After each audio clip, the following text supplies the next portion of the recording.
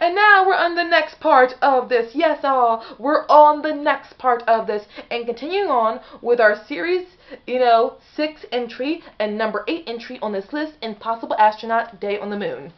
Those of you who have not seen the previous videos of this, we're doing a ranking of all of the season openers of Doctor Who, starting from 1963, An Unearthly Child, down to New Who. And now we're in the last 8 entries. In the last 8 entries we have Impossible Astronaut Day on the Moon. Now this story gets criticism for the Doctor at the end killing the Silence, or tricking them into killing themselves. And people say it's genocide. First, learn the definition of genocide.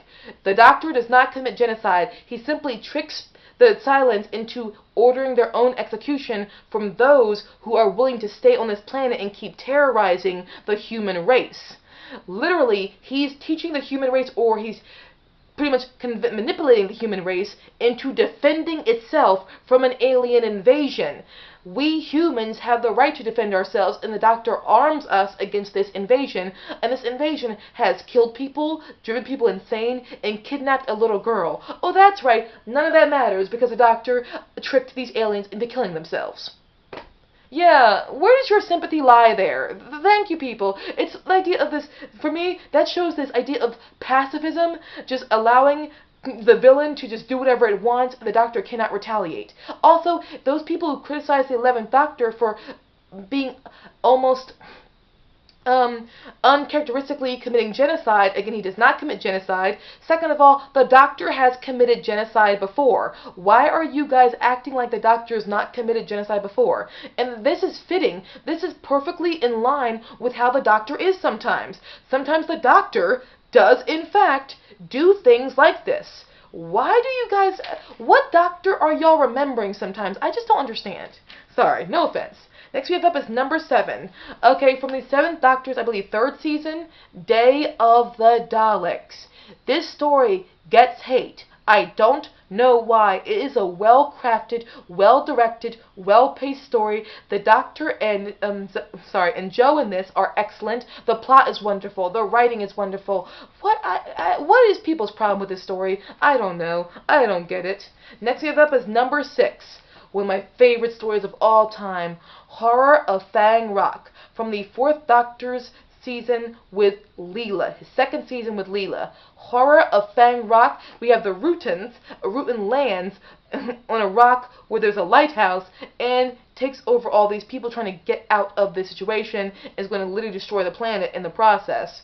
And the 4th Doctor and Leela are just badass in it. They're badass, and I love how they're like this. I love it. I think it's wonderful. I'm just so happy. Again, a Doctor and companion doing what they have to do to solve the problem. And Leela is as barbaric as she always is, and the Doctor, he allows it. And I'm happy about that. I enjoyed it so much. They were wonderful together in this story. Next we have up is number 5. From the 3rd Doctor's 2nd to last season, The 3 Doctors. This is one of my favorite, all-time favorite of multi-Doctor stories for obvious reasons. The 2nd and 3rd Doctor, excellent. The 1st Doctor, he's good in it. It's just simply that he can't be there because William Hartnell was sick to do too much filming. Joe Grant, awesome. The Brigadier, awesome. Omega, great villain. The idea of Unit going to a black hole, great idea. Wow. Why? It boggles my mind how amazing this plot was. It just does. I just can't even compute. Next we have up as number 4, the 4th Doctor's very 2nd season opener, Terror of the Zygons. Overall, this story is freaking perfect. It just is. 4th Doctor, awesome. The Zygons, great villains. Sarah Jane Smith and Harry Sullivan, very good. Brigadier, awesome. Unit is so cool. Plotline, very well paced. I just love the look of this and the feel of it. It's just haunting and chilling. And also, there's blood in this. People who got so upset with there being blood in the 6th Doctor's era, I'm like, what are you talking about? There was blood even back to the 4th Doctor's era. God, dear humanity. I'm sorry. But to me, Terror of the Zygons, just, when I first got it in the mail, I said, I can't believe I own this story. It was excellent. So excellent. I just love it. Next we have up is number 3. From the very first season of the 11th Doctor, The 11th Hour. I remember sitting there and just watching this episode, and I was like, this is everything I would want Doctor Who to be. It's one of my favorite episodes of the 11th Doctor, and it's not Moffat's fault if he could not rise to this level again, because it was so good. It's like, how can you rise to this level again? It was a perfect way of introducing the Doctor and the companion, and it just everything was so well paced, and also giving a nice throwback to all the previous incarnations who came before the 11th Doctor, showing William Hartnell down to David Tennant, and then 11th Doctor walking through at the very end. Hello, I'm the Doctor.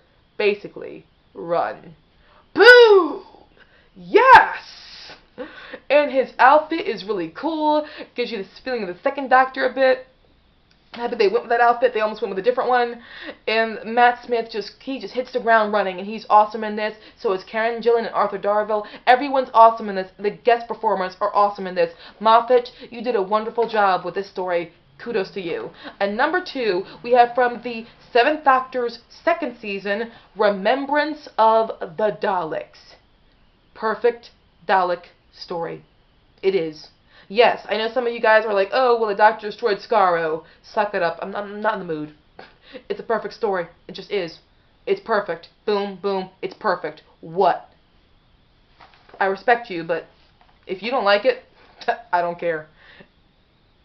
It's perfect.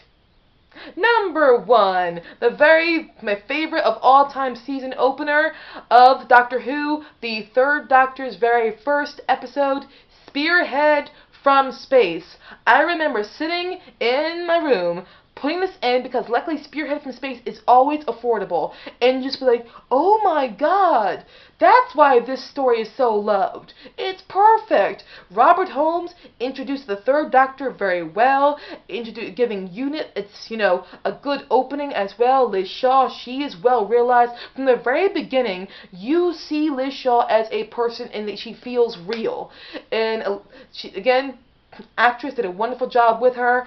Everybody did a wonderful job in this. The Autons, did I say Utans again? So the Autons and Nestines are very good villains, and the Doctor, the build up to how he defeated them, very well built up to. It's an all-around perfect story. Spearhead from Space is my number 1. I'm sticking to it. So guys, thank you so much for watching, and I admit that I might do this list again because the list might change on me, where I have a second, I redo it because it's like, oh, I changed my mind about the entries and the rankings. I'm only human. I might do that. Who knows? Who knows? So thank you guys so much for watching. You guys were excellent.